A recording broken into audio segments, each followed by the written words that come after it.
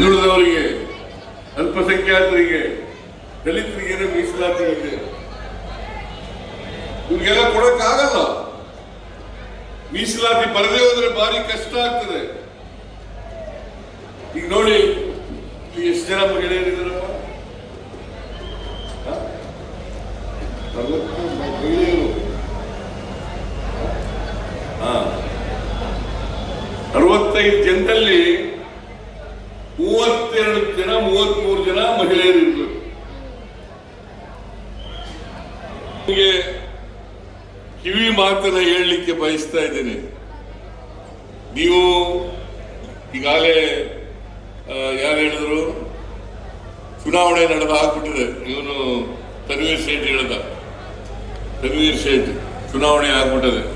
ಚುನಾವಣೆ ಆದ್ಮೇಲೆ ಎಲ್ಲರೂ ಒಗ್ಗಟ್ಟಾಗಿರ್ಬೇಕು.